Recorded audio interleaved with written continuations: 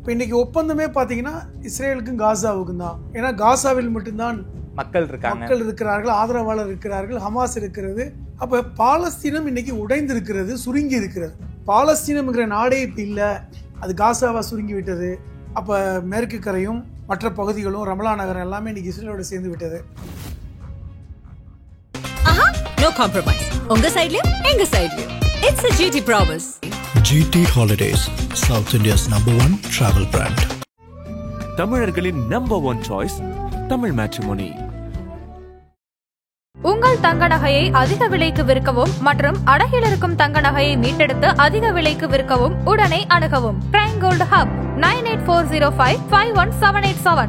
Israel Gaza ஒப்பந்தம் என்பது ஒரு பக்க சார்பு ஒப்பந்தமா தான் இருக்கு. இன்னைக்கு அங்க மக்கள் உணவுக்காக தத்தளிக்கிறார்கள். அப்ப இன்னைக்கு குழந்தைகளும் பெண்களும் கொல்லப்பட்டு கொண்டிருக்கிற சூழல்ல இந்த ஒப்பந்தம் காசா பகுதி மக்களுக்கு ஒரு நிவாரணத்தை கொடுக்கும், குறைந்தபட்சம் போர் நிறுத்தம் ஏற்படும். அதனால உலகம் என்ன செய்யுதுன்னா, அது என்ன ஒப்பந்தமோ முதல்ல போர் நிறுத்தம் நடக்கட்டும். அந்த அகண்ட இஸ்ரேல் என்று சொல்லக்கூடிய கிரேட்டர் இஸ்ரேலுடைய கான்செப்டே பாலஸ்தீனம் முழுமையாக இஸ்ரேலோடு சேரணும், பாலஸ்தீனம் என்ற நாடு இருக்கக்கூடாது, அது ஒரு இஸ்ரேலுடைய ஒரு பகுதியாகத்தான் இருக்கணும். அது மட்டுமல்லாமல் லெபனானின் ஒரு பகுதி, சிரியாவின் ஒரு பகுதி, எகிப்தில் ஒரு பகுதி, அது ஈராக் வரை ஒரு பகுதி. இப்ப ஜீசஸ் என்பவரும் யூத கம்யூனிட்டியில் பிறந்தவர் தான். அவரும் பாத்தீங்கன்னா இந்த இஸ்ரேல் இப்ப பாலஸ்தீனம் இஸ்ரேல் என்று சொல்லக்கூடிய பகுதியில அந்த யோர்தான் ஆறு அங்க இருக்கின்ற பெத்லஹேம்ல பிறக்கிறாரு. ஆனால் அவரை இந்த யூதர்கள் ஒரு தூதரா ஏற்றுக்கொள்ள, நபியா ஏற்றுக்கொள்ளல. ஏன்? அது என்ன காரணம் அப்படின்னா, ஜீசஸ் தந்தை இல்லாமல் பிறந்தவர். ஜீசஸ் சிலுவையில் அறையப்பட்டதை இஸ்லாம் ஏற்றுக்கொள்கிறது. அவர் மரணிக்கவில்லை என்று இஸ்லாம் சொல்லுது. அவர் வானத்திற்கு உயர்த்தப்பட்டார் என்று இஸ்லாம் சொல்லுது. மீண்டும் வருவார் என்றும் இஸ்லாம் சொல்லுது. இல்ல, ஜீசஸ் மீண்டும் வருவார்னு கிறிஸ்தவர்களும் சொல்றாங்க, கிறிஸ்தவர் நம்புறாங்க, இஸ்லாமியர்களும் நம்புறீங்களா? ஆமா. இன்னைக்கு இஸ்லாமியர்கள் எந்த திசையை நோக்கி வணங்குறாங்க? மெக்காவை நோக்கி வணங்குறாங்க. அந்த காலகட்டத்தில் ஜெருசலத்தை நோக்கி வணங்குறாங்க. நபிகள் நாயகம் காலத்துல அப்படிப்பட்ட ஒரு புண்ணிய இடம். அப்ப அதுக்கப்புறம் தான் திசை மாற்றப்பட்டது. சரி, அது முகமது நபி இருக்கிற காலத்திலேயே. அப்ப 3 மதத்துக்கும் சொந்தமானதுனால அது ஜெருசலம் பொதுவாக இருக்கட்டும் அப்படின்னு. இப்ப அமெரிக்காவை பொறுத்த வரைக்கும் கிறிஸ்தவர்கள் அதிகமாக இருக்கக்கூடிய நாடு. ஜீசஸ் கிறிஸ்தை ஏத்துக்கிட்ட இஸ்லாமியர்கள் பக்கம் அமெரிக்கா ஆதரவா இல்லாம, ஜீசஸ் கிறிஸ்தை அவர் இறை தூதரே கிடையாதுன்னு சொல்ற யூதர்களை ஏன் அமெரிக்கா ஆதரிக்கிறாங்க? ஆனா நியாயப்படி பார்த்தா கிறிஸ்துவர்கள் இஸ்லாமியர்கள் பக்கம் தான் நிக்கணும். ஆமா. ஏன் நீங்க யூதர்கள் பக்கம் நிக்கிறாங்க அப்படிங்கிறது என்னன்னா, முதல் கேள்வி, அவர்கள் ப்ராஃபிட் முகமது நம்பல, அப்படி ஒரு தூதர் இல்ல, ஜீசஸ் தான் இறுதி தூதர் என்று நம்புறதுனால அவர்கள் ப்ராஃபிட் முகமது நம்பல. இன்னைக்கு இஸ்ரேல் எல்லா விஷயத்தையும் அமெரிக்கா ஆதரிப்பதற்கான காரணம், சின்னஞ்சிறிய நாடு ஏன் ஆதரிக்கிறாங்க? ஏன் எவ்வளவு செஞ்சாலும் பொறுத்துக்கிறாங்க? ஏன் வீட்டோ பவரை வச்சு காப்பாத்துறாங்க என்றால், இஸ்ரேல் அழிந்து விடக்கூடாது, ஜெருசலம் அழிந்து விடக்கூடாது, அதுல ஒரு சின்ன தூசி விழுந்து விடக்கூடாது அப்படிங்கறதுல உறுதியா இருக்காங்க.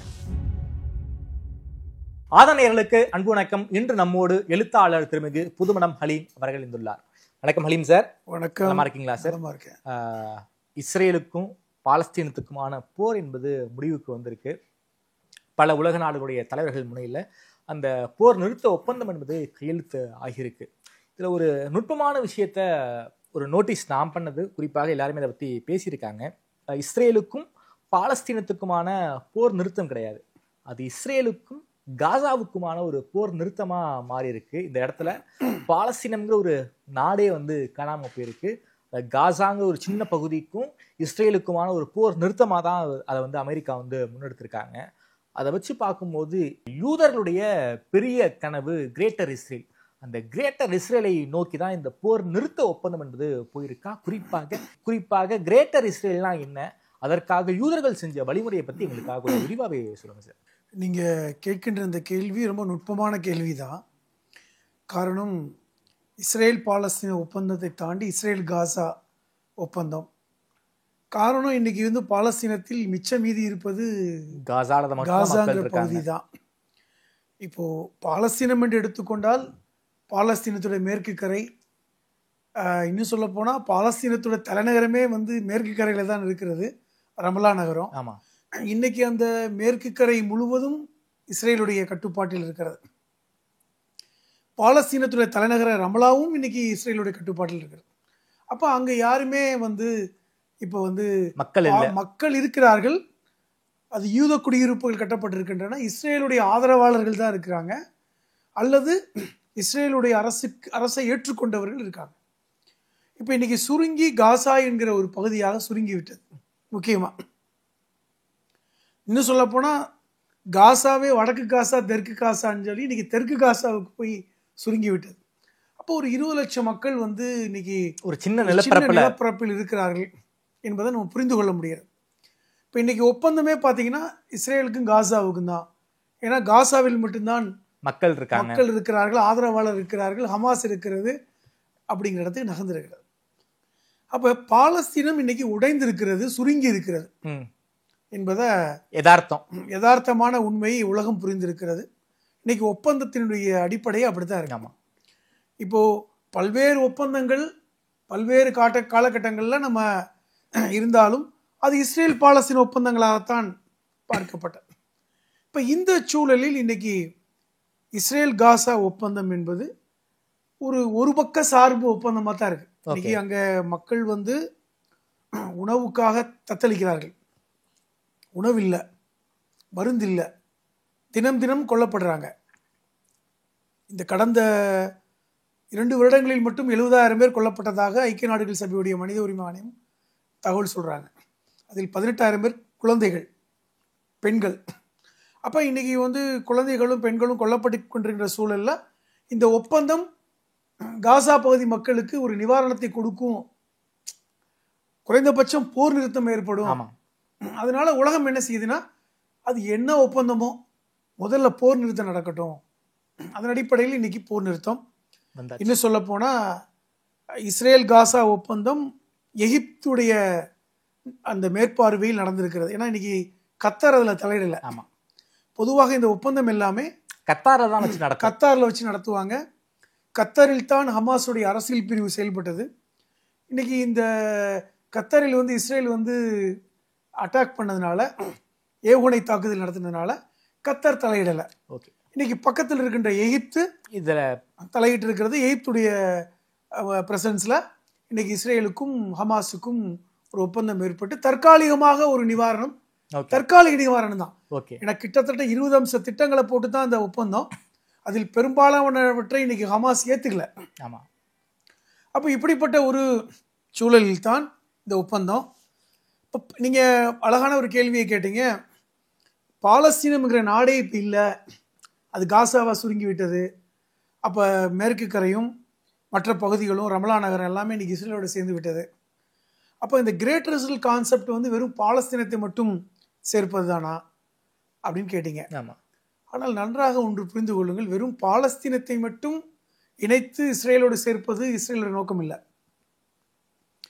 அந்த அகண்ட இஸ்ரேல் என்று சொல்லக்கூடிய கிரேட்டர் இஸ்ரேலுடைய கான்செப்டே பாலஸ்தீனம் முழுமையாக இஸ்ரேலோடு சேரணும், ஒன்றிணையணும். இஸ்ரேல் என்ற ஒரு நாடு என்பது இருக்கின்றே தவிர பாலஸ்தீனம் என்ற நாடு இருக்கக்கூடாது. அது ஒரு இஸ்ரேலுடைய ஒரு பகுதியாகத்தான் இருக்கணும். அது மட்டுமல்லாமல் லெபனானின் ஒரு பகுதி, சிரியாவின் ஒரு பகுதி, எகிப்தில் ஒரு பகுதி, அது ஈராக் வரை ஒரு பகுதி, இதெல்லாம் சேர்ந்ததுதான் அவர்களை பொறுத்தவரை கிரேட்டர் இஸ்ரேல் என்று. இது எப்படி அந்த கான்செப்ட் வந்தது அப்படின்னு பார்த்தா, கிமு 40 கிறிஸ்து பிறப்பதற்கு 40 முன்னாடி. அப்போ அந்த பகுதியில் யூதர்களுடைய ஆட்சி இருந்தது. இப்ப கேட்குறாங்கல்ல, இது நாங்க வாழ்ந்த பூமி தான் அப்படின்னு கேட்குறாங்கல்ல, நாங்க வாழ்ந்த பூமியை தான் நாங்கள் கைப்பற்றி இருக்கோம் அப்படின்னு. அந்த அந்த கான்செப்ட் கரெக்ட் தான், தவறில்லை. இப்போ நீங்கள் இதை சொல்றதுக்கு முன்னாடி அது எப்படி அந்த கான்செப்டுக்கு வர்றாங்க அப்படிங்கறத நம்ம தெரிஞ்சுக்கணும். ஓகே, அதாவது கிமு 40க்கு முன்பே இன்றைய பாலஸ்தீனத்துல யூதர்கள் வாழ்ந்திருக்காங்களா? கிமு 40 மட்டும் இல்ல, ஓகே, கிறிஸ்து பிறப்பதற்கு 1000 வருடங்களுக்கு முன்பாக இங்க இருந்திருக்காங்க. ஓ, இன்றைய பாலஸ்தீனத்துல யூதர்கள் முன்பு இருந்திருக்காங்க. அது இஸ்ரேலுங்கிற நாடா இல்ல. ஓகே, இப்போ கிறிஸ்து பிறப்பதற்கு ஒரு 1200 ஆண்டுகளுக்கு முன்பாக இருந்தவர் ஆபிரகாம் என்று சொல்லக்கூடிய ஒரு தீர்க்கதரிசி. ஆமா, இவரை இப்போ நீங்க வந்து இந்த இவரை பற்றி பேசினாலே, ஆபிரகாமை பற்றி பேசினாலே நீங்கள் வந்து 3 மதத்தையும் தொடர்பு படுத்த முடியும். இஸ்லாம், கிறிஸ்தவம், யூதம். இப்போ இந்த 3 மதத்துக்கு முடிச்சு நீ இங்க பாத்தீங்கன்னா ஆபிரகாமை நோக்கி தான் இருக்கும். ஆமா. இப்போ இன்னும் சொல்ல போனால் இஸ்லாமே வந்து ஆபிரகாமுடைய மதம் என்று சொல்லுவாங்க. ஆபிரகாமிய மதம்னு இந்த 3 மதத்தையும் சேர்த்து சொல்லுவாங்க. அப்ப இவர் வாழ்ந்தது வந்து இப்ப இருக்கின்ற இஸ்ரேலிலோ பாலஸ்தீனத்திலோ அல்ல. ஓகே. அவருடைய ஆரம்பம் ஈராக், இன்றைய ஈராக். ஓகே. இன்னும் சொல்ல போனா மெசபடோமியா கலாச்சாரம். இப்போ நீங்க ஒரு 3000 வருடங்களுக்கு முன்பாக எத்தனை கலாச்சாரம் இருந்தது, எத்தனை சமூக மக்கள் இருந்தாங்க அந்த காலகட்டத்திலே வந்து பாத்தீங்கன்னா மெசபடோமியா கலாச்சாரம், சிந்து சமவெளி நாகரிகம் இப்படித்தான் இருந்தது. நம்ம என்ன அதே மாதிரி சீனாவுல ஒரு மஞ்சள் நதி நாகரிகம், அதே மாதிரி எகிப்துல வந்து நைல் நதி நாகரிகம் இப்படி இருந்தது. அப்ப இந்த மெசபடோமியா நாகரிகம் ஒரு பழமையான நாகரிகம். அது ஒரு 4000-5000 ஆண்டுகளுக்கு முந்தைய நாகரிகம் என்று இன்னைக்கு நம்ம ஏத்துக்கிறோம். இந்த மெசபடோமியா நாகரிகம் என்று பார்த்தால் இது 2 ஆறுகளுக்கு இடைப்பட்ட பகுதி தான்.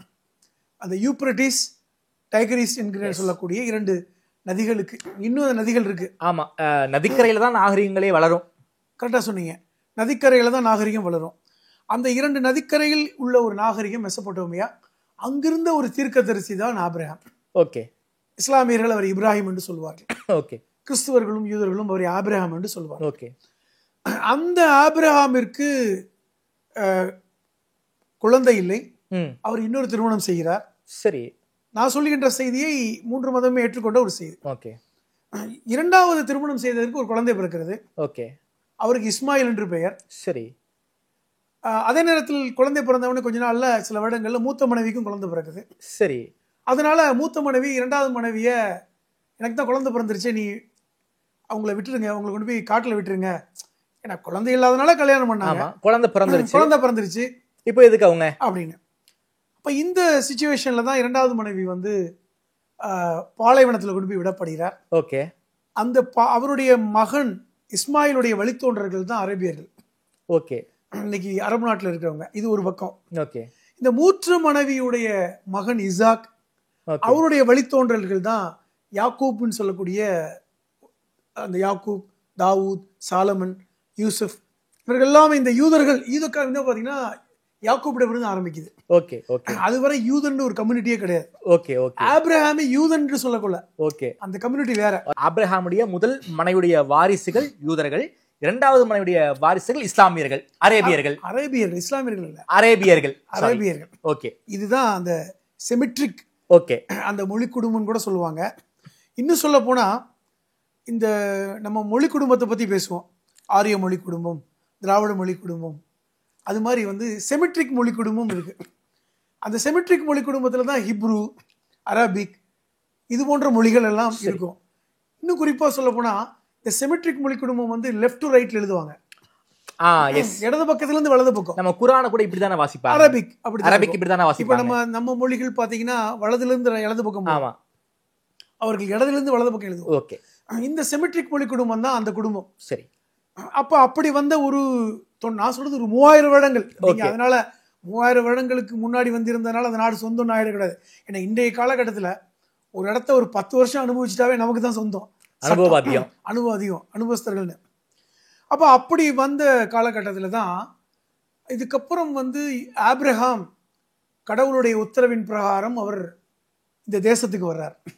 இந்த தேசத்தின் பேரே வந்து பாலஸ்தீனமோ இஸ்ரேலோ இல்ல, கானான் தேசம். இது வந்து ஒரு சென்ட்ரல் பிளேஸ். இப்ப நீங்க எல்லா நாட்டுக்கும் நீங்க போகணும், மத்திய தரை நாடுகளுக்கு பயணம் பண்ணுனா இந்த கானான் தேசம் இப்போது இருக்கின்ற பாலஸ்தீனம் இஸ்ரேலை ஒட்டி தான் போகணும். ஓகே. இது வந்து ஒரு சென்டர் ஆஃப் த பிளேஸ். இது வழியாகத்தான் நீங்கள் வந்து இது ஒரு பெரிய சந்தை மாதிரி இருக்கும். ஓகே. ஓகே. இங்க வந்து தங்குவாங்க, அதுக்கப்புறம் வழி போக்கர்கள் இருப்பாங்க. அது மாதிரியான இடம். ஒரு வணிகர்களுக்கான ஒரு பாதையாக இருந்திருக்கு. அது வந்து இன்னும் சொல்ல போனா அது ஒரு பாலைவனத்தினுடைய முடிச்சுதான். ஓகே. நெகவ் பாலைவனம் சொல்லுவாங்க. எப்படி வந்து சஹாரா பாலைவனம் மாதிரி இந்த பாலஸ்தீனத்தை ஒட்டி இருக்கின்ற டெசர்ட்டுக்கு பேரு நெகவ் டெசர்ட். ஓகே. ஓகே. இந்த காட்டு பாலைவன வழியாக பயணப்பட்டு ஒரு பூஞ்சோலையாக இருக்கும் அந்த பாலஸ்தீன பகுதி. ஓகே. கானான் தேசம். இப்படித்தான் வந்து ஆபிரகாம் இங்க வந்து சேர்ந்திருக்கிறார். ஓகே. அதான். அப்ப அந்த காலகட்டத்திலையும் அங்க சில மனிதர்கள் இருந்திருக்காங்க. ஓகே. அதனால யாருக்கு பூர்வீகம் அப்படிங்கிறதுக்கு பேச்சுக்கு இல்லை.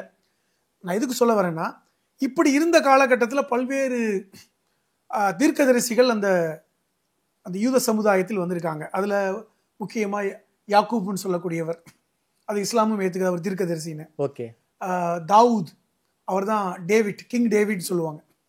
அவர் தான் யூதர்களின் முக்கியமான ஒரு நபர். இன்னைக்கும் ஜெருசலத்தில் கிங் டேவிட் ஏர்போர்ட் தான். எஸ். ஜெருசலத்தையே king David, city of king David தான் சொல்லுவாங்க. ஓகே. அவர் ஒரு பெரிய அரசர் தான். இவர்கள் எல்லாமே அந்த அந்த ஆட்சியாளர்களாக இருந்தாங்க. ஓகே. அரசர்கள். அப்ப தாவூதுக்கு 12 குழந்தைகள். அதில் வழியாக வந்தவர்கள் தான் இவர்கள் எல்லோருமே. யூதர்களா? இந்த கம்யூனிட்டி தான் யூதர் கம்யூனிட்டி. ஓகே. ஓகே. அதே நேரத்தில் அதாவது தாவூதுடைய வழித்தோன்றர்கள் தான் யூதர்கள். இப்ப இந்த கம்யூனிட்டி அங்க இருந்தாங்க, அதுல மாற்று கருத்து இல்லை. அதே நேரத்தில் அந்த அரேபிய பாலைவனத்தில் அந்த இஸ்மாயில் வழித்தோன்றர்களும் இருக்காங்க. ஓகே. இருக்காங்க, அவங்க தனியா இருக்காங்க. ஓகே. இப்போ இந்த நேரத்தில் தான் வந்து பல்வேறு படையெடுப்புகள் வரும். நான் சொல்றேன் இந்த கிமு 40, ஜீசஸ் பிறப்பதற்கு முன்பு, மோசஸ் காலத்துக்கு பின்னாடி. ஓகே. அப்பொழுது வந்து ரோமானிய அரசன் வந்து இவங்களுடைய படையெடுத்து வந்து இவர்களை வந்து சிதறடித்து இவர்களை வந்து நாட்டை விட்டு துரத்தின ஒரு வரலாறும் இருக்கிறது, யூதர்களை. ஆமா, ரோமானிய அரசர்கள் யூதர்கள் மீது தாக்குதல் நடத்தி அந்த கானான் தேசத்திலிருந்து ஓட விட்டுருக்காங்க. நீங்க ரோமானியன் சொன்ன உடனே நீங்க வந்து ரோம்னு நினைச்சுக்க வேணாம். கான்ஸ்டான்டினோபிள்னு சொல்லக்கூடிய துருக்கியுடைய தலைநகரம் இன்னைக்கு இஸ்தான்புல் இருக்கு பாத்தீங்களா? ஆமா, அதுதான் ரோமனுடைய தலைநகரம். ஓகே. அப்ப ரோமுங்கிறதே அப்பொழுது வந்து துருக்கி தான். ஓகே. அப்ப துருக்கி வந்து ரொம்ப தூரம் இல்ல, பக்கத்துல தான் இருக்கு. இதற்கிடையில் இப்ப நீங்க இந்த கிமு 40க்கு வர்றதுக்கு முன்பாக அந்த ஜீசஸ் பிறப்பதற்கு ஒரு 600-700 ஆண்டுகளுக்கு முன்பாக மோசஸ் எகிப்திலிருந்து வர்றார். ஓகே. அப்பொழுது வந்து இந்த யூதர்களும் அந்த காலகட்டத்துக்கு முன்பாக துரத்தி அடிக்கப்பட்டாங்க. இது வந்து 2வது துரத்தி அடிப்பு. முதல் துரத்தி அடிப்பு இதே ஒன்று நடந்த காலகட்டத்தில் மோசஸ் உடைய மூதாதையர்கள் எல்லாம் எகிப்துக்கு ஓடி போனாங்க. ஓகே. அங்கிருந்து பிரச்சனையில மோசஸை கொலை செய்ய அந்த மன்னர் முயற்சி செய்த போது அவர்கள் மீண்டும் இந்த தேசத்துக்கு ஓடி வராங்க. ஓகே. ஒவ்வொரு தடவை துரத்தி அடிக்கப்படுவதும் மீண்டும் ஓடி வருவதும் இந்த யூதருடைய வழக்கமா இருக்கு. இந்த கிமு 40ல துரத்தி அடிக்கப்பட்ட பிறகு அவர்கள் யாருமே இங்க இல்ல. அதாவது ரோமானிய படையெடுப்புக்கு பிறகு யாருமே இல்ல. அந்த இருப்பது எல்லாமே அரபிய மொழி பேசக்கூடியவர்கள். ஹிப்ரூவும் அங்க பேசினாலும் அவர்கள் சிறுபான்மை மக்களாக இருக்கிறார்கள். இது இந்த காலகட்டத்துக்கு பிறகுதான் 7ஆம் நூற்றாண்டில தான் ப்ராஃபிட் முகமது வர்றார், நபிகள் நாயகம். அவர் காலகட்டத்தில் இந்த எழுச்சி பாலஸ்தீனத்தில் அவர்களுடைய படையெடுப்பு பாலஸ்தீனம் வரைக்கும் இருக்கிறது. இன்னும் சொல்ல போனா அவருக்கு பின்னாடி வந்த கலீஃபா உமர், நபிகள் நாயகம் அவர்கள் இருக்கும் போதே பாலஸ்தீனத்தை நோக்கி படையெல்லாம் எடுக்க ஆரம்பிச்சிட்டாங்களா? இல்ல, அதாவது அவருடைய காலத்துக்கு பின்னாடி அபூபக்கர் என்று ஒரு கலீஃபா இருந்தார். அதுக்கப்புறம் உமர், கலீஃபா உமர். அவர்கள் காலத்துல வந்து பாலஸ்தீனம் கலீஃபா உமருடைய கட்டுப்பாட்டில் இருக்கிறது. ஓகே. இதை புரிஞ்சுக்கணும், இந்த வரலாற்றை. அதுவரை அவங்க இல்லை, போயிட்டாங்க. அப்போ கொஞ்சம் பேர் இருக்காங்க. அப்பொழுது ஒப்பந்தங்கள் ஏற்படுகின்றன. இப்ப இருக்கின்ற ஜெருசலத்தில் அல்-அக்ஸா இருக்கு பாத்தீங்களா? ஆமா, அல்-அக்ஸா அங்க ஒரு மசூதியை கலீஃபா உமரே கட்டுகிறார். ஓகே. அவங்க அது முக்கியமா ஏன்னா இந்த ஜெருசலம் என்கிற அந்த நகரம் வந்து 3 மதத்துக்குமே தொடர்புடையதா இருக்கிறது. நான் இந்த இடத்துக்கு வர்றதுக்கு முன்னாடி இன்னொன்னு சொல்றேன். இப்போ மோசஸ் இங்க வந்தார், எகிப்திலிருந்து துரத்தி அடிக்கப்பட்டு மோசஸ் வந்தார். இன்னும் கூட அவருடைய வேதமான தோரா அதை பற்றி விரிவாக பேசுது. கடல் பிளந்து வந்தார். கடலை பின்னாடி துரத்திட்டு வர்றவங்க கடல்ல மூழ்கடிக்கப்பட்டார்கள் என்று சொல்றாங்க. அப்போ அப்படி வந்துதான் இங்க வந்து சேர்ந்தார். அவர் காலத்துக்கு பிறகும் பல்வேறு ஆட்சியாளர்கள் இங்க இருந்தாங்க, அவங்களுடைய சந்ததிகள் இருந்தாங்க. ஆனால் இங்கு வந்து பாத்தீங்கன்னா இந்த அரபு பேசக்கூடிய மக்களும் இங்க பரவலாக இருக்காங்க. அப்ப மோசஸ் காலத்திற்கு பின்னாடி தான் மீண்டும் வந்து இந்த ரோமானிய அரசன் தித்தூஸ் அப்படின்னு சொல்லக்கூடியவன் இவர்களை வெற்றி கொண்டு துரத்தி அடிக்கிறான் 2வது முறையாக. அதுக்கப்புறம் ஜீசஸ் காலம். ஓகே. இப்ப ஜீசஸ் என்பவரும் யூத கம்யூனிட்டியில் பிறந்தவர் தான். ஆமா. அவரும் பாத்தீங்கன்னா இந்த இஸ்ரேல், இப்ப வந்து பாலஸ்தீனம் இஸ்ரேல் என்று சொல்லக்கூடிய பகுதியில அந்த யோர்தான் ஆறு அங்க இருக்கின்ற பெத்லஹேம்ல பிறக்கிறாரு. ஆனால் அவரை வந்து இந்த யூதர்கள் ஒரு தூதரா ஏற்றுக்கொள்ள, நபியா ஏற்றுக்கொள்ளல. ஏன்? அது என்ன காரணம் அப்படின்னா, அதாவது யூதர்கள் வந்து இறை தூதர்கள், இறை நேசர்கள் வந்து யூத மதத்துல இருந்தா பிறப்பாங்கிற ஒரு நம்பிக்கை அவங்களுக்கு இருக்கு. ஜீசஸுமே ஒரு யூதர் தான். ஆனா அவரை ஏன் வந்து ஒரு இறை தூதராக வந்து யூதர்கள் ஏத்துக்கல? நல்ல கேள்வி. என்னன்னா யூதர்கள் என்ன ஒரு நம்பிக்கை கொண்டிருந்தார்கள் என்றால், அவருடைய வேதம் தோரா, அதைத்தான் கிறிஸ்தவர்கள் புதிய ஏற்பாடு பழைய ஏற்பாடுன்னு சொல்லுவாங்க. ஓகே, அதை ஏத்துக்குவாங்க. தோராவையும் கிறிஸ்தவர்கள் ஏத்துக்கிறாங்க. பழைய ஏற்பாடு ஓகே, அது வந்து மோசஸ் காலத்துக்கு பின்பு உடனே எழுதப்பட்டதுன்னு. ஓகே, அதில் என்ன சொல்லப்பட்டிருக்குன்னா, பின்னாடி ஒரு மேசியா இறை நேசர் வருவார், அதாவது மெசஞ்சர் வருவார். அந்த மெசஞ்சர் யூத சமூகத்தை சார்ந்தவராக இருப்பார் என்று அவர்கள் பதிவு செய்திருக்காங்க. ஓகே, அப்ப அப்படிப்பட்ட ஒரு காலத்துல தான் ஜீசஸ் வந்து வர்றார். ஏன் ஏத்துக்கலன்னா 2 காரணங்கள். ஓகே, ஜீசஸ் தந்தை இல்லாமல் பிறந்தவர். ஆமா, அவர் வந்து அவருடைய தாய் மட்டும்தான். இறைவனால் அந்த குழந்தை பிறந்துச்சு, ஓகே, தந்தை கிடையாது என்று நம்புறாங்க. அது உண்மை என்று இஸ்லாமியர்கள் நம்புறாங்க. குர்ஆனிலும் ஜீசஸ் தந்தை இல்லாமல் பிறந்தார் என்பதை முஸ்லிம்களும் நம்புறாங்க. ஜீசஸ் நீங்க வந்து ஈசா நபின்னு சொல்லுவீங்க. ஈசா நபின்னு சொல்றாங்க. ஓகே, அப்ப இந்த யூதர்களுக்கு அது ஒரு குறைபாடாக இருக்குது. தந்தை இல்லாமல் எப்படி பிறப்பார், அவர் விபச்சாரத்தில் பிறந்தார் என்று செய்திகள் பரப்புறாங்க. ஏத்துக்கிறதுக்கு இன்னொரு காரணம், கடந்த கால இறைநேசர்கள் இறைவனுடைய தூதர்கள் எல்லாம் வர்றாங்க, அவர்கள் வந்து செய்தியை பரப்புறாங்க, கடவுளை மெசேஜை சொல்றாங்க. ஆனால் அவர்கள் துன்புறுத்தப்பட்டால், இப்ப இந்த இறை செய்தியை சொல்லும் போது துன்புறுத்தல் ஏற்பட்டால், கொல்லப்பட்டால், கொல்லவும் பட்டிருக்காங்க, அந்த சமூகத்தை இறைவன் அழித்து விடுவார். ஓகே, அப்படின்னு ஒரு நம்பிக்கை இருக்குது. குர்ஆனும் சொல்லுது, சரி, அந்த தோராவும் சொல்லுது. ஓகே, ஆனால் ஜீசஸ் சிலுவையில் அறையப்பட்டார் யூதர்களால். ஆமா, சோகால்டு யூதர்களால் சிலுவையில் அறையப்பட்டார். ஆமா, 3 நாளுக்கு அப்புறம் உயிர் நீத்தார். அதுக்கப்புறம் இல்லை, உயிர் நீத்தார், 3 நாளுக்கு அப்புறம் உயிர் எழுந்தார். இதை மட்டும் உண்மை பேருங்க. ஓகே, ஜீசஸ் சிலுவையில் அறையப்பட்டார், மரணித்தார், 3 நாளுக்கு அப்புறம் உயிர் பிழைத்தார் என்று கிறிஸ்தவர்கள் நம்புறாங்க. உயிர் தெழுந்தார், அதான் மீண்டும் உயிரோடு வந்தார். ஆனால் யூதர்கள் நம்பல. இன்னொன்று, அவர்கள் என்ன நம்புறாங்கன்னா, நாங்க அவரை வந்து கொலை செய்ததற்கு அப்புறம் அவர் உண்மையான இறைநேசராக தூதராக இருந்தால் இறைவன் எங்களை அழித்திருப்பானே, எங்களை பெருசா அழிக்கலையே, இது ஒரு காரணம். அப்ப இன்னும் இறை தூதர் வர வேண்டி இருக்கிறது அப்படின்னு இன்னைக்கு வரைக்கும் நம்புறாங்க. யாரு? யூதர்கள் நம்புறாங்க. இது இன்னொன்று, இப்பொழுது வந்து இஸ்லாமிய பார்வையில் பார்த்தால் ஜீசஸ் சிலுவையில் அறையப்பட்டதை இஸ்லாம் ஏற்றுக்கொள்கிறது. அவர் மரணிக்கவில்லை என்று இஸ்லாம் சொல்லுது. அவர் வானத்திற்கு உயர்த்தப்பட்டார் என்று இஸ்லாம் சொல்லுது. மீண்டும் வருவார் என்றும் இஸ்லாம் சொல்லுது.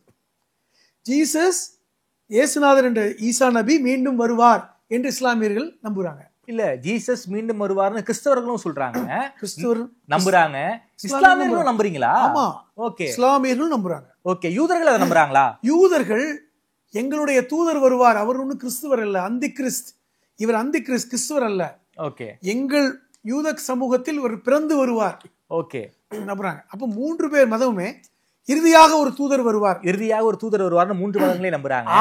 ஆனா அவரு ஜீசஸ் கிறிஸ்ட் தான் கிறிஸ்டியன்ஸும் நம்புறாங்க, முஸ்லிம்களும் நம்புறாங்க. இஸ்லாமியர்கள் அவரை மீண்டும் அவர் பிறக்கல, ஏற்கனவே உள்ள ஒரு நபர் தான், ஓகே, அவர் மீண்டும் வருவார், ஓகே, அவ்வளவுதான், புதுசா பிறக்கல, வருவார். முகமது தான் இறுதி நபர், ஓகே, ஓகே, அதுக்கு மேல ஒரு தூதர் இல்ல, இவர் ஏற்கனவே உள்ளவர் தான், வானத்துக்கு உயர்த்தப்பட்டார், வருவார். இந்த நம்பிக்கைகள் இருக்கின்றன. Okay, okay. ஆனா கிறிஸ்தவர் ஜீசஸ் கிறிஸ்து மீண்டும் வருவார்னு கிறிஸ்தவர்களும் நம்புறாங்க, இஸ்லாமியர்களும் நம்புறாங்க.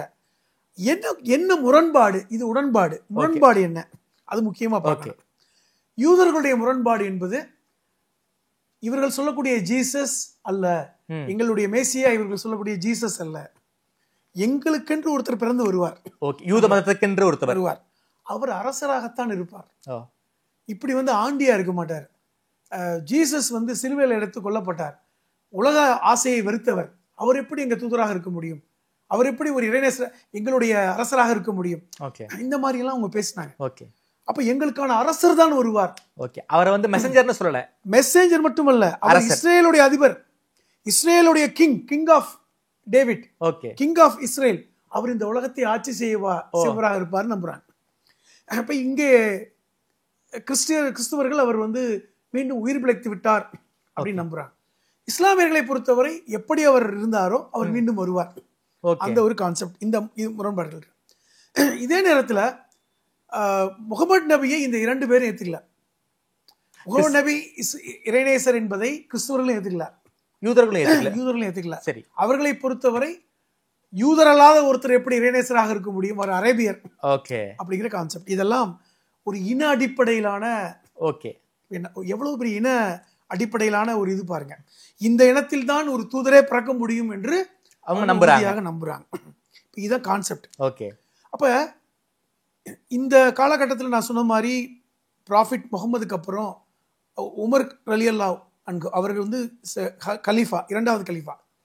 அவர் வந்து பலஸ்தீனத்துக்கு வரும்போது அங்க இருக்கிற மக்களோட உடன்படிக்கை ஏற்படுது. உடன்படிக்கை என்ன ஏற்படுதுன்னா, இங்கு யூதர்கள் வாழலாம். நல்லா புரிந்து கொள்ளணும், இங்கு யூதர்கள் வாழலாம், இவர்கள் இஸ்ரவேலர்கள். ஏன்னா யூதர்களுக்கு இன்னொரு பேர் இஸ்ரவேலர்கள். இந்த உடன்படிக்கையை கலீஃபா உமர் ஏற்படுத்துகிறார். இப்பவுமே அது இருக்கு, கலீஃபா உமருடைய உடன்படிக்கை என்று இருக்கிறது. நீங்க வாழ்றது பிரச்சனை இல்லை, ஆனால் மத நல்லிணக்கத்தோடு இருக்கணும். இங்க இருக்கின்ற இஸ்லாமியர்களும் அது அரபிகளும் யூதர்களும் நட்பா இருக்கணும், நல்லிணக்கத்தோடு வாழணும் அப்படிங்கிற அந்த இதை சொல்றார். ஏன்னா ஏற்கனவே மதீனாவில் ப்ராஃபிட் முகமது ஆட்சியாளராக இருந்த காலகட்டத்தில் அரசமைப்பு சட்டம் மதீனா அப்படிங்கிற ஒரு கான்ஸ்டிடியூஷன் ஆஃப் மதீனா ஒன்று ஏற்படுத்தும். ஏன்னா மதீனாவிலையும் யூதர்கள் இருக்காங்க. சரி, இப்பவும் இருக்காங்களா? எப்போ இருக்காங்க. அப்ப அந்த இருக்கும் பொழுது அதாவது சமூக நிலநடுக்கத்தை பெறுவது மாதிரியான ஒரு சட்டம் முகமது நபி காலத்தில் கொண்டு வரப்பட்டார். அதாவது எப்படின்னா, அவர்கள் மார்க்கம் அவர்களுக்கு யாரையும் நிர்பந்திக்க கூடாது. யார் சொல்றது? முகமது நபி சொல்றாங்க. நீங்க இஸ்லாத்துக்கு வந்தா ஓகே, வரலைன்னா உங்களை தொந்தரவு பண்ண மாட்டோம். அப்ப இந்த மதினா சாசனம் என்பது கான்ஸ்டிடியூஷன் ஆஃப் மதினா, அதுதான் வந்து அவர் காலத்துக்கு பின்னாடியும் இந்த கலீஃபா உமர், கலீஃபா அபூபக்கர் போன்றவர்களால் செயல்படுத்தப்பட்டது. அதன் அடிப்படையில் தான் இந்த பாலஸ்தீனத்திலும் இதே சட்டம் தான், யாரு வேணாலும் எந்த மதத்தையும் ஃபாலோ பண்ணலாங்கிற மாதிரி கொண்டு போறாங்க. அப்ப இதெல்லாம் கிபி இந்த 7ஆம் நூற்றாண்டு 8ஆம் நூற்றாண்டு வரை அவளுக்கு பிரச்சனை இல்லை. சரி. அதற்கு பின்னாடி வந்த காலகட்டங்களில் ஆட்சி மாற்றத்தில் மீண்டும் அவர்கள் துரத்தி அடிக்கப்படுறாங்க, யூதர்கள். இப்ப 8ஆம் நூற்றாண்டுக்கு அப்புறம் 9ஆம் நூற்றாண்டில் யூதர்களே கிடையாதாங்க. பாலஸ்தீனத்தில் விரல் விட்டு எண்ணக்கூடியவர்கள் தான் இருக்காங்க, அரபு மக்கள் இருக்காங்க. இது கிட்டத்தட்ட அதுக்கப்புறம் பார்த்தீங்கன்னா ஒரு 1000 வருடங்கள் அவர்கள் அந்த பக்கம் எட்டி பார்க்கல. ஓகே, நல்லா புரிஞ்சுக்கணும். இப்போ எல்லாரும் என்ன சொல்றாங்கன்னா, அது இஸ்ரேலர்களுக்கு வாக்களிக்கப்பட்ட பூமி, யூதர்களுடைய பூமி தானே. மோசஸ் காலத்திலும் அதுக்கு முன்பு இருந்த தாவூத் காலத்திலும் யாக்கூப் காலத்திலும் சாலமன் காலத்திலும் யூதர்கள் பெருசாக ஆட்சி செய்த பகுதி, அதனால எங்களுக்கு அது சொந்தம், அங்க வந்து நாங்க கொடுக்க மாட்டோம். கிரேட்டர் இஸ்ரேல் கான்செப்டே வந்து இஸ்ரேலுக்கு சொந்தமான, யூதர்களுக்கு சொந்தமானதுன்னு சொல்றாங்கல்ல. ஆனால் ஒரு 1000 வருடங்கள் எங்க போனாங்க? 1000 வருடங்கள் அவர்கள் உலகம் முழுவதும் நாடோடிகளாக சுத்தி திரிகிறாங்க. சோ அப்படிதான் ஜெர்மனிக்கு அமெரிக்காக்கு போறாங்க. அப்ப 1000 வருடங்கள் யாருமே இல்ல. அந்த பாலஸ்தீன பகுதி என்கிற அந்த பகுதி, பலஸ்தீன் என்கிற பகுதி அரபு மட்டும் பேசக்கூடிய பகுதியாக. ஆனா அதுக்காக வந்து 1-2 பேர் இல்லாம இருக்க மாட்டாங்க, இருப்பாங்க. அப்ப இப்படித்தான் இருக்கிறாங்க. அது இன்னொரு உதாரணம், அதுக்கு ஒரு எவிடன்ஸ் என்னன்னா, இப்ப நான் சொன்ன இந்த செமிட்ரிக் லாங்குவேஜஸ், ஆமா, அதுல வந்து ஒரு 7-8 லாங்குவேஜஸ் இருக்கு. அது இன்னைக்கும் ஒரு 40 கோடி பேர் பேசுறாங்க. அதில் 80 விழுக்காடு அரபி மொழி மட்டும்தான் உயிரோடு இருக்கு. சரி. ஏன்னா நீங்க இருக்கின்ற ஹிப்ருவோ இல்ல மற்ற மொழிகளோ வழக்கொழிந்து போய் எழுத்து கூட கிடையாது. ஓகே, புரிந்து கொள்ளணும். அப்ப அந்த செமிட்ரிக் லாங்குவேஜ்ல அரபிக் மட்டும்தான் இருக்கு, அரபு மட்டும் பேசக்கூடிய மக்கள். ஆனால் ஹிப்ருவை உங்களுக்கு சமஸ்கிருதம் போட்டு பேசக்கூடியவர்கள், இன்னைக்கு சமஸ்கிருதம் இந்தியாவில் 25,000 பேர் தான் பேசுறான். அந்த மாதிரி ஒரு சில 1000 பேர்கள் மட்டும்தான் ஹிப்ருவை பேசுறாங்க. ஓகே ஓகே, இதை புரிஞ்சுக்கணும். இந்த 1000 வருடங்களில் எந்த பிரச்சனையும் இல்லை. இன்னும் சொல்ல போனா அதில் 800 வருடங்கள் ஒட்டமன் பேரரசின் கீழ் இருக்கிறது. ஓகே, இப்போ ஒட்டமன் பேரரசு என்பது என்ன? துருக்கியை தலைவராக கொண்டு உலகம் முழுவதும் பெரும்பாலான பகுதிகள் இந்த ஒட்டமன் பேரரசின் கீழ் இருந்தன. ஒட்டமன் துருக்ஸ் சொல்லுவாங்களா அவங்க? ஆமா, ஒட்டமன் பேரரசு, ஒட்டமன் கலீஃபகம், சவுதி அரேபியா பகுதிகள், பாலஸ்தீன பகுதிகள், ஈராக், ஈரான், லெபனான், சிரியா, இன்னும் பல்வேறு வடக்கு ஆப்பிரிக்க நாடுகள், எகிப்து போன்ற நாடுகள், இது எல்லாமே ஒட்டமன் பேரரசு கீழ் இருக்குது. இந்த ஒட்டமன் பேரரசின் கீழ் இருக்கு இந்த 800 ஆண்டுகள் யாரும் இதை பற்றி பேசலை, இது பற்றிய எந்த பிரச்சனையும் இல்லை. 18ஆம் நூற்றாண்டு இறுதியில் தான் இந்த பிரச்சனை மீண்டும் ஆரம்பிக்குது. இதை நீங்க புரிஞ்சுக்கணும். அதற்கு காரணம் ஹிட்லர். ஹிட்லர் என்று சொல்வதை விட இந்த யூதர்கள் நாடு முழுவதும் பரவி இருக்காங்க. ஐரோப்பிய நாடுகளுக்கு போயாச்சு. நீங்க சொன்ன மாதிரி ஜெர்மன்ல, ஐரோப்பிய நாடுகளில், அமெரிக்காவில், பெல்ஜியம்ல, இங்கிலாந்துல, அமெரிக்கா போன்ற நாடுகளில் பரவி இருக்காங்க. அதில் ஜெர்மன் போன்ற நாடுகளில் அதிகமாக இருந்தாங்க. வசதி வாய்ப்போடும் இருந்தார்கள். இப்போ இந்த காலகட்டத்தில் அவர்கள் நாடோடிகளாக தெரிந்தாலும் அவர்கள் தன்னுடைய இனத்தை விட்டுக் கொடுக்கல. என்ன அடிப்படையில் ஒண்ணுனா, யூதர்களுடைய அடிப்படையான ஒரு விஷயம், அவர்கள் பிறப்பின் அடிப்படையில் மட்டும்தான் யூதனை ஏற்றுக்கொள்வார்கள். மதமாற்றம் அங்கு கிடையாது. இப்போ கிறிஸ்துவ மதம் மாற்றம், இஸ்லாமிய மதம் மாற்றம், நீங்க புத்தராக மதம் மாறலாம், அதெல்லாம் இருக்குல்ல, யார் வேணாலும் எந்த மதத்துக்கு போகலாம். ஆனால் ஒரு யூத மதம், அதற்கு நீங்கள் பிறந்தால் மட்டும்தான் யூதன். ஒரு மதத்தை, அந்த மத கொள்கைகளை ஏற்றுக்கொண்டால் யூதன் கிடையாது. அதாவது யூத அம்மா அப்பாவுக்கு பிறந்திருந்தா மட்டும்தான் ஒருத்தர் யூதனாக மாற முடியும். நீங்கள் ஒரு ஜாதி மாதிரி வச்சுக்கங்களேன், இந்த ஜாதியில் பிறந்தால் இந்த ஜாதி தானே, அது மாதிரி யூத குடும்பத்தில் பிறந்தா மட்டும்தான் நீங்க யூதர். அப்ப அதனால மக்கள் தொகை பெருகலை. உங்களுக்கு அந்த குடும்பத்தில் பிறந்தா தானேங்க பரவி இருக்காங்க. இப்ப இந்த காலகட்டத்தில் தான் பல்வேறு சமூக சிந்தனையாளர்கள் யூத மதத்துல இருக்காங்க. என்ன பிரச்சனை என்ன, நீங்க சொன்ன மாதிரி கேட்டீங்க. ஹிட்லர் துரத்தி அடிக்கிறான், அவனுக்கு இந்த வதை முகாம் வைத்து கொள்றான், யூதர்கள் கொல்லப்படுறாங்க, நாடு துரத்தப்படுறாங்க. ஆனா தங்களுக்கான ஒரு நாடு இல்லை என்கிற ஏக்கம் அவர்களுக்கு இருந்துகிட்டே இருக்கு. அவர்கள் வரலாற்றை பேசுறாங்க. வரலாற்றுல நம்ம ஒரு 3000 வருஷத்துக்கு முன்னாடி இந்த நாட்டில் இருந்தோம், 2000 வருஷத்துக்கு முன்னாடி நம்முடைய வழித்தோன்றர்கள் இருந்தாங்க, நமக்கான தேசமே இல்லை, நமக்கான நாடு உருவாக வேண்டும் என்கிற எண்ணம் மட்டும் அவர்களுக்குள்ளே இருக்கு. அப்போ அந்த சிந்தனை போக்கு எங்க போய் நிற்கிதுன்னா, அவர்களுடைய அந்த பேச்சு எல்லாமே நமக்கான ஒரு சின்ன ஐலண்டாவது வேணும், நமக்கான ஒரு சின்ன குட்டி நாடு இல்லை, ஒரு நாடு கட்டுற ஆசை உங்களுக்கு வந்துருச்சு. ஒரு நாடு, நம்ம இவ்வளவு வசதியா இருக்கோம், அறிவா இருக்கோம், நமக்கு நாடு இல்லை. அதே காலகட்டத்தில் யூதர்கள் இங்கிலாந்துல, பிரான்ஸ்ல கொஞ்சம் லாபி பண்ணி செல்வாக்கா இருக்காங்க. அடிப்படையில் ஜெர்மனிக்கும் இங்கிலாந்து, பிரான்ஸ் போன்ற நாடுகளுக்கும் பிரச்சனை வருது. நல்லா புரிஞ்சுக்கொள்ளுங்க. முதலாம் உலக யுத்தம் நடக்குது. அந்த முதலாம் உலக யுத்தத்தில் ஜெர்மனி தோத்து போகுது, உங்களுக்கு தெரியும். அதுக்கப்புறம் 2ஆம் உலக யுத்தம் ஸ்டார்ட் ஆகுது. அதற்கு முன்பாக, இந்த முதலாம் உலக யுத்தம் காலகட்டத்துக்கு பின்பாக 1920களில் தான் நடக்குது. அப்ப அந்த காலகட்டத்தில் ஒட்டமன் பேரரசு உடையிறது. உங்களுக்கு தெரியும், இங்கிலாந்துடைய ஆதிக்கமும் பிரான்சுடைய ஆதிக்கமும் அதிகமாகி பல்வேறு காலனி நாடுகளை உருவாக்குறாங்க. பல்வேறு நாடுகளை காலனியா வச்சுக்கிறாங்க. முதலாம் உலகத்தை வெற்றி பல்வேறு காலனி நாடுகளை கைப்பற்றுறாங்க. அந்த காலகட்டத்தில் பாலஸ்தீனம் பகுதி ஆங்கிலேயருடைய கண்ட்ரோல்ல இருக்கு. அதாவது இங்கிலாந்து கண்ட்ரோல், பிரிட்டனுடைய கண்ட்ரோல்ல இருக்கு. அந்த லெபனான், சிரியா போன்ற பகுதிகள் பிரான்ஸோட கண்ட்ரோல்ல இருக்கு.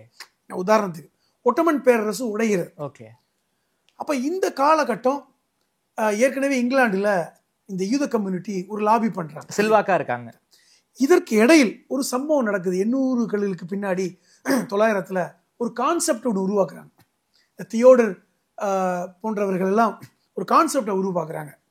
ஜெர்மன்ல இருக்கின்ற அந்த யூத அறிஞர்கள், தியோடர் ஹெசில் போன்றவர்கள் எல்லாம் என்ன ஒரு கான்செப்டை உருவாக்குறாங்கன்னா, அந்த 900, அதாவது 20ஆம் நூற்றாண்டு ஆரம்பத்தில், இனிமே நம்ம பிறப்பின் அடிப்படையில் யூதன் சொன்னா நம்ம ஒரு நாடெல்லாம் பிடிக்க முடியாது, யூத ஆதரவாளர்களை உருவாக்கணும் அப்படின்னு முடிவு போடுறாங்க.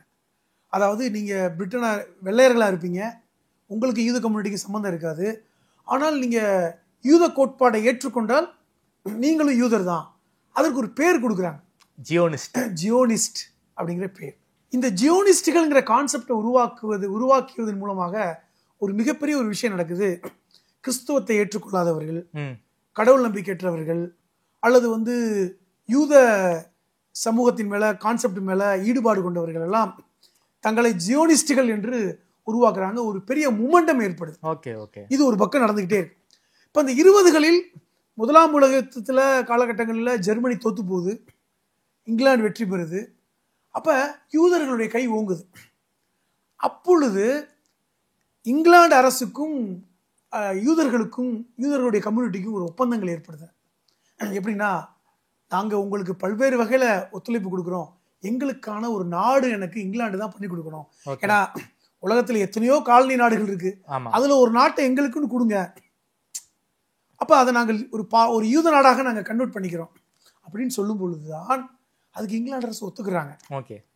அப்பொழுது இந்த யூத கம்யூனிட்டியில் இருந்த சில அறிஞர்கள் என்ன சொல்றாங்கன்னா, ஏன் எதையோ செய்யணும், நம்மளுடைய மூதாதையர்கள் வாழ்ந்த பலஸ்தீனத்தை ஏன் நாம் பங்கு போடக்கூடாது?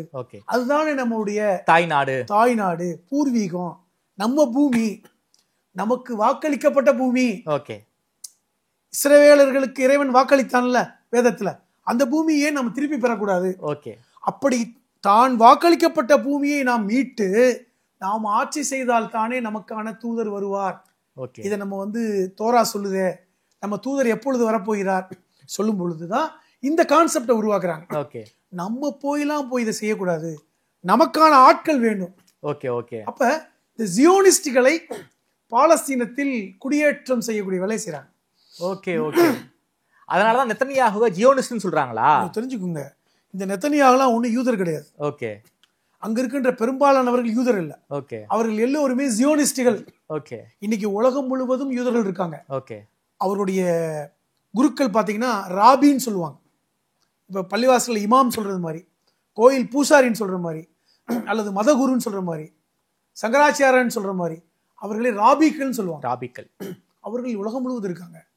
அவர்கள் என்ன ஒரு கட்டளை இடுறாங்கன்னா, நாங்கள் எங்களுக்கான ஒரு தூதர் வரும் வரை நாங்கள் அந்த நாட்டுக்கு போக மாட்டோம் அப்படின்னு இன்னைக்கு இருக்காங்க. அப்ப இன்னைக்கு இஸ்ரேலில் பெரும்பாலாக குடி யார் அமர்த்துறாங்கன்னா இந்த ஜியோனிஸ்டுகள் போறாங்க.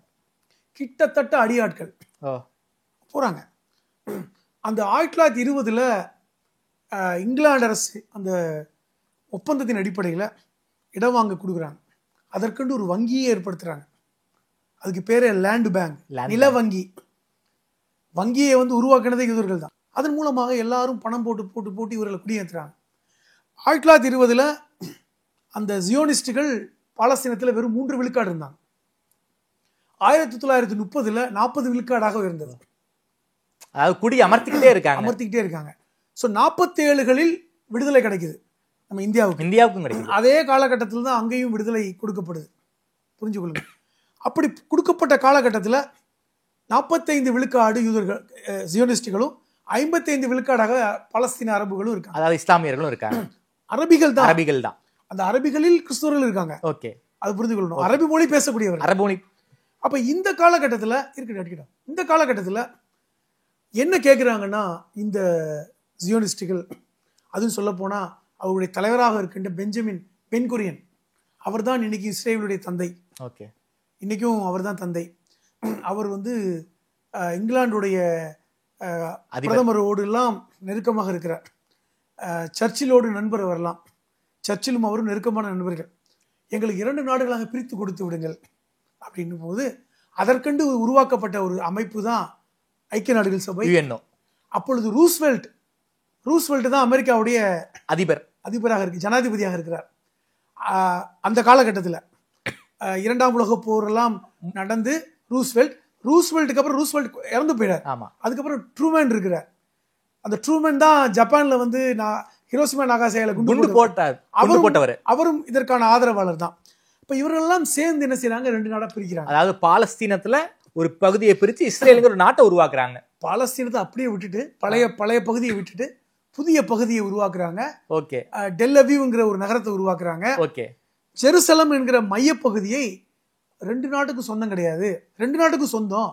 அது ஒரு நாட்டுக்கு சொந்தம் இல்ல. அது 2 நாடுகளும் பகிர்ந்து கொள்ளலாம்.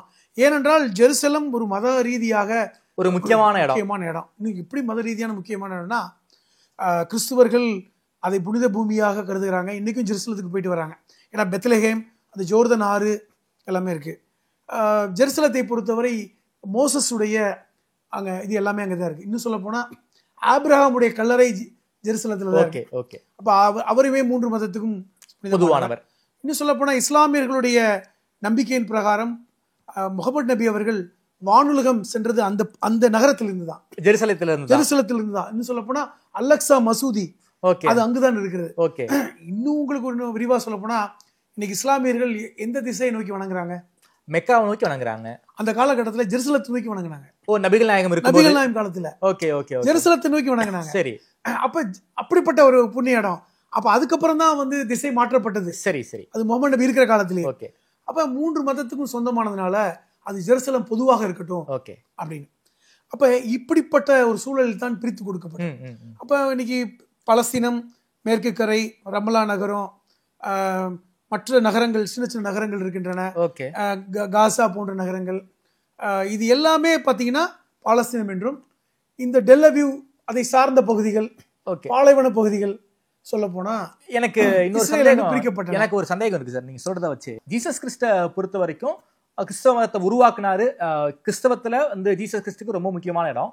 அது மட்டும் இல்லாம ஜீசஸை இஸ்லாமியர்களும் வந்து இறை தூதர்னு ஏத்துக்கிறாங்க. யூதர்கள் ஜீசஸ் கிறிஸ்ட ஏத்துக்கல. அப்படி இருக்கக்கூடிய சூழல்ல கிறிஸ்தவர்கள் இந்த பாலஸ்தீனத்தை பொறுத்த வரைக்கும் இஸ்லாமியர்கள் பக்கம் தான் நிக்கணும். ஆனா அவங்க ஏன் வந்து யூதர்கள் பக்கம் நிக்கிறாங்க? குறிப்பா அமெரிக்காவை பொறுத்த வரைக்கும் கிறிஸ்தவர்கள் அதிகமாக இருக்கக்கூடிய நாடு. ஜீசஸ் கிறிஸ்தை ஏத்துக்கிட்ட இஸ்லாமியர்கள் பக்கம் அமெரிக்கா ஆதரவா இல்லாம ஜீசஸ் கிறிஸ்தை அவர் வந்து இறை தூதரே கிடையாதுன்னு சொல்ற யூதர்களை ஏன் வந்து அமெரிக்கா ஆதரிக்கிறாங்க? அதாவது நீங்க கேட்ட கேள்வி ரொம்ப நியாயமான கேள்வி.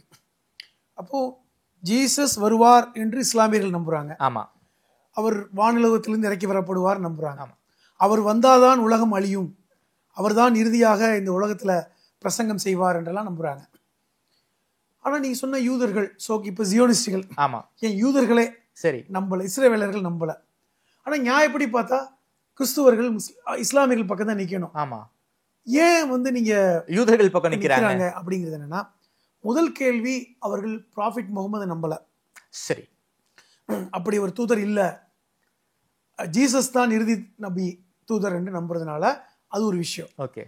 இரண்டாவது என்னன்னா, மீண்டும் மேசியா வருவார் என்று யூதர்கள் சொன்னாலும் அது ஜீசஸ் தான் அப்படின்னு கிறிஸ்துவர்கள் நினைக்கிறாங்க.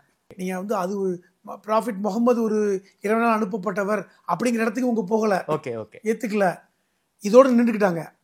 அவர்கள் என்னன்னா, மோசஸையும் ஒரு தூதர், அதுக்கப்புறம் ஒரு தூதர் வர்றாரு இல்லையா, அந்த மேசியா கிறிஸ்து தான், அந்தி கிறிஸ்து. என்ன சொல்றாங்கன்னா, அவர் கிறிஸ்து தான், அவர் தான் இறுதி கிறிஸ்து, அவர் தான் வருவார் என்று யூதர்களும் நம்புறாங்க. ஆனால் அவர்கள் அதை புரிந்து கொள்ளாமல் இருக்காங்க. ஓகே. அது அந்த கிளாரிட்டி அவங்கள்ட்ட இல்ல. ஓகே. அது நம்ம இவர் தான் வர்றாருங்கிறத நம்ம நினைக்கிறோம். யாரோ ஒருத்தர் வர்றாங்கன்னு நம்புறாங்களே ஒளி இவர் தான் நம்ப மாட்டேன்றாங்க. ஆனால் நாம அந்த கிளாரிட்டியை கொடுக்கணுங்கிறதுனால கூட நினைக்கிறாங்க. ஓகே. ஒன்று. இரண்டாவது, அவர் இஸ்ரேலில் தான் வந்து இறங்குகிறார் என்று நம்புறாங்க கிறிஸ்துவர்கள். இஸ்ரேல தான் வர்றாங்க. அப்ப இஸ்ரேலில் வருகிறார் என்றால் இந்த இஸ்ரேலை ஆட்சி செய்பவர்கள் யூதர்கள். அவர்களை நீங்க பகிச்சிக்க கூடாது, அவர்களோடு அந்தி இருக்கணும். இப்போ அவர்களுக்கான சூழலை உருவாக்க வேண்டும் என்றால் இஸ்ரேல் ஒரு வல்லரசாக, இஸ்ரேல் ஒரு பலம் பொருந்தியதாக, இஸ்ரேல் உலகத்தை ஆட்சி செய்தாக இருந்தால் மட்டும்தான் இயேசு வருவார்.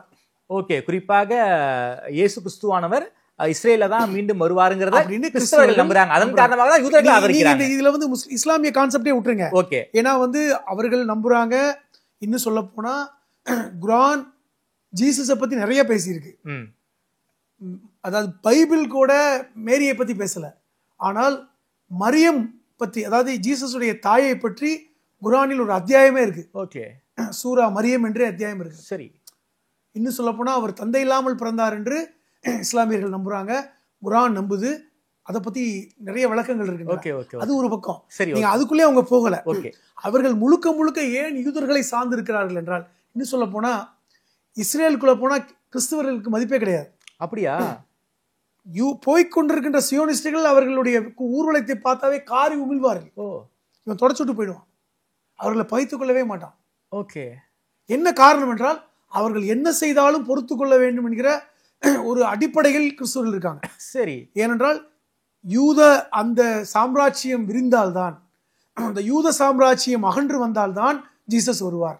Okay okay. அப்ப அதை வர்றதுக்கு நம்ம பொறுத்துக்கணும் அப்படின்னு கிறிஸ்துவம் நம்புறாங்க. ஓகே, அதாவது அகண்ட யூதத்துல அகண்ட இஸ்ரேல்ல தான் வந்து ஜீசஸ் கிறிஸ்து வருவாரு. அதன் காரணமாக நாம யூதர்களை வந்து ஆதரிக்கிறவங்க ஒரு மைண்ட் செட்டுக்கு அமெரிக்கா வந்து இருக்காங்கன்னு சொல்றீங்க. அதுதான் அவங்களுடைய மைண்ட் செட். ஓகே, இன்னொரு கேள்வி ஒண்ணு இருக்கு.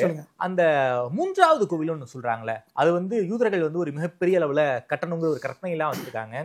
அதுக்கான மாடல்ஸ் எல்லாம் நம்ம வந்து ஆன்லைன்ல பார்க்க முடியும். அதுக்கான மியூசியமே வந்து இதுல இருக்குன்னு நினைக்கிறேன். ஐ மீன் இஸ்ரேல்ல இருக்குன்னு நினைக்கிறேன். அது என்ன சார் மூன்றாவது கோயில்? அது அதாவது இது வந்து டெம்பிள் ஆஃப் சாலமன் அப்படின்னு சொல்லுவாங்க.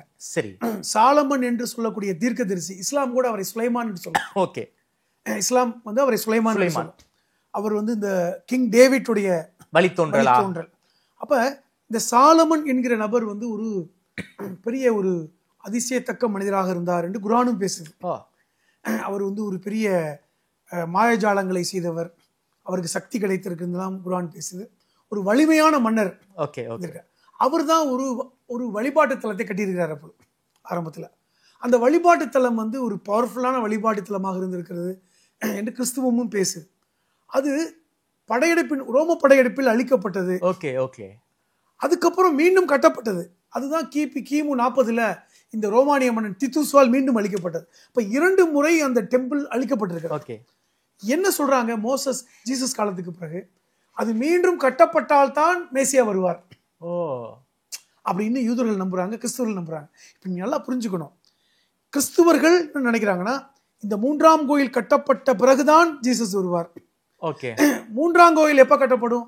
ஒரு அகண்ட இஸ்ரேல் ஏற்பட்டாதான் கட்டப்படும். ஓகே, அப்படின்னு யூதர்கள் சொல்றாங்க. இது அவர் மத நம்பிக்கையின் அடிப்படையில். அப்ப இது எல்லாத்தையும் கூட்டி கழிச்சு பாருங்க. நீங்க எனக்கு பிடிக்குதோ பிடிக்கலையோ, எனக்கு வந்து என் வேலை நடக்கணும், உங்க வேலை நடக்கணும்னா நம்ம ஒரு செயல் திட்டத்துக்குள்ள வர்றாங்க. அப்ப மீண்டும் ஒரு 3ஆம் கோயில் கட்டப்படணும்னா அந்த ஜெருசலத்தில் இருக்கின்ற அந்த குவிமாடம், அலெக்சா மசூதி குவிமாடம் இடிந்து உழுக வேண்டும். இது அவங்களுடைய ஐதீகம். அப்படியா? அதுக்காக தாங்க அதை இடிக்க கூடாது, அதுவா இடியணும். நீங்க இப்ப கூட பாருங்க, அந்த குவிமாடத்தை சுத்தி சுரங்கங்களை தோண்டிட்டே இருப்பாங்க. அப்படியா? இடிஞ்சு விழுந்துற. இப்போ பிரார்த்தனை கூட இந்த யூதர்கள், அதாவது ஜியோனிஸ்டுகள் எல்லாம் அங்க போய் குவிமாடமே இழிந்து விடுந்து விடு, எங்களுடைய மேசியா வர வேண்டும் என்று தான் பிரார்த்தனை பண்றாங்க. அந்த குவிமாடம் இடித்து விழுந்தால்தான் இயற்கையாக விழ வேண்டும், அப்பதான் 3ஆவது கோயில் கட்டப்படும் ஒரு கான்செப்ட் வச்சிருக்காங்க. இப்ப இதுதான் அவர்கள் ஜெருசலத்தை அவர்கள் விடாமல் வைத்திருப்பதற்கான காரணம். அப்ப இந்த ஜெருசலம் முக்கியம் வந்து யாருக்கு? இப்ப யூதர்களுக்கு முக்கியம், கிறிஸ்தவர்களுக்கு முக்கியமா? ஆமா. அப்ப இதை நாங்க இப்ப இஸ்லாமியர்கள் எப்படி பாக்குறாங்கன்னா, இதை பத்தி கான்செப்ட் இல்ல.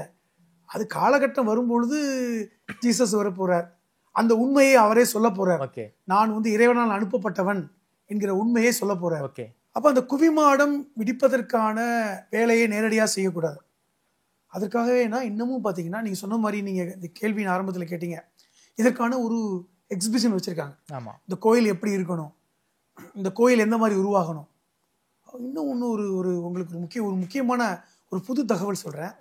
இந்த கோயில் கட்டப்பட்டதுக்கு அப்புறம் அந்த சாலமனுடைய டிஎன்ஏவை சார்ந்தவரை தான் குருவா நியமிக்கணும்னு சொல்லி கூட சரி, அதற்காக ஒரு ஆளை பிடிச்சி வச்சிருக்காங்க. சரி, அவர் வந்து எங்கேயோ ஐரோப்பிய நாட்டில் இருந்தவர். சாலமனுடைய டிஎன்ஏக்கு ஒத்து போன ஒருத்தரை வச்சிருக்காங்க. அவர் தான் அந்த கோயில் கட்டப்பட்டதுக்கு அப்புறம் பூஜை செய்யணும் அப்படின்னு. இப்ப இதெல்லாம் செய்தால்தான் ஜீசஸ் கிறிஸ்து வருவாரு. அந்த அகண்ட இஸ்ரேலுடைய இது உருவாகும். உலகத்தை இஸ்ரேல் ஆட்சி செய்யும், ராணுவத்தால் அல்ல, டெக்னாலஜில. இன்னைக்கு டெக்னாலஜில மேலோங்கி இருக்காங்க. டெக்னாலஜில இஸ்ரேல் உலகத்தை ஆட்சி செய்யும், உலகம் முழுவதும் இஸ்ரேலுடைய கட்டுப்பாட்டுக்கு வரும்.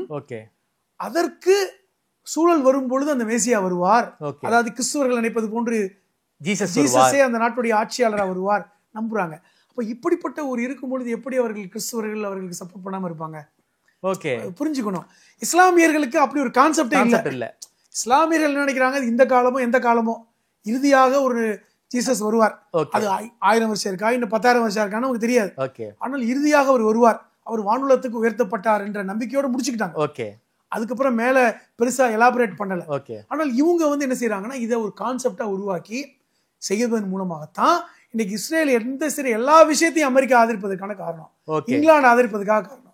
சின்னஞ்சிறிய நாடு ஏன் ஆதரிக்கிறாங்க? ஏன் வந்து எவ்வளவு செஞ்சாலும் பொறுத்துக்கிறாங்க? ஏன் வீட்டோ பவரை வச்சு காப்பாத்துறாங்க என்றால், இஸ்ரேல் அழிந்து விடக்கூடாது, ஜெருசலம் அழிந்து விடக்கூடாது, அதுல ஒரு சின்ன தூசி விழுந்து விடக்கூடாது அப்படிங்கிறதுல உறுதியா இருக்காங்க. இது போன்ற ஆதரவு மனப்பான்மை உள்ள ஜியோனிஸ்டுகள். இப்போ ட்ரம்ப்பும் ஒரு ஜியோனிஸ்ட் தான். அது மாதிரி தான் இங்கிலாந்துடைய எத்தனையோ பிரதமர்கள் ஜியோனிஸ்ட் தான். பல்வேறு தலைவர்கள் ஜியோனிஸ்டுக்கு ஆதரவாக இருக்காங்க. இதெல்லாம் ஒரு கட்டமைப்பாக இன்னைக்கு வந்து ஒரு போய்கொண்டிருப்பதன் காரணமே இந்த மதத்துடைய இந்த நுணுக்கமான ஒரு கான்செப்ட். அதனால தான் வந்து ஜெருசலம் இஸ்ரேல் என்பது இன்னைக்கு எவ்வளவுதான் சின்ன நாடு, 1 கோடி மக்கள் தொகை தான். அதை நினைச்சா ஒரு 4 நாடு சேர்ந்தா அழிச்சிட முடியும். ஆனால் அது எதுவுமே பாதிப்படையாமல் அமெரிக்கா போன்ற நாடுகள் பாதுகாப்பது என்பதற்கான அடிப்படையான காரணம் இதுதான். நாம் பேசியது எல்லாமே பாத்தீங்கன்னா இந்த வரலாற்று மத ரீதியான நம்பிக்கை, எந்த இது மதம் சார்ந்து நம்ம பேசல. ஒரு என்ன ஃபேக்டோ அதை பேசியிருக்கோம். ஓகே, ரொம்ப நன்றி சார். குறிப்பாக இந்த இஸ்ரேல் பாலஸ்தீனம் பிரச்சனைக்கு இடையில ஒரு புவி அரசியலை தாண்டி ஒரு மத அரசியல் இருக்கு. ஒரு 3 மதங்கள் இந்த இஷ்யூல சங்கமிக்கிறாங்க. குறிப்பாக கிறிஸ்தவர்கள் ஏன் வந்து இஸ்ரேலை வந்து ஆதரிக்கிறாங்க, யூதர்கள் ஆதரிக்கிறாங்கிற ஒரு பின்னணியை ஒரு வரலாற்று தொடர்போடு, அது மட்டும் இல்லாம ஒரு மத ரீதியான அந்த பனூல்கள்ல இருந்து ஏகப்பட்ட ரெஃபரன்ஸை எடுத்துக்காட்டி, குரான்ல இருந்து, பைபிள்ல இருந்து, தோரால இருந்து ஏகப்பட்ட ரெஃபரன்ஸை எடுத்துக்காட்டி பேசியிருக்கீங்க. ஒரு புவி அரசியல், அதே போல ஒரு மத அரசியலை பத்தி ரொம்ப விரிவா பேசியிருக்கீங்க. இந்த ஒரு காணொளி குறிப்பாக ஒரு யூத அரசியல், அதே போல வந்து இந்த இஸ்ரேல் பாலஸ்தீன அரசியலை புரிந்து கொள்வதற்கு ஒரு பாலபாடமா இருக்கும்னு நினைக்கிறேன். ஒரு மிகப்பெரிய அரசியலை ஒரு 1/4 மணி நேரத்திற்குள்ள ரொம்ப விஸ்தாரமாக, ரொம்ப விரிவாக சொல்லியிருக்கீங்க. நேரம் கொடுத்து பேசியமைக்கு நன்றி ஹலீம் சார்.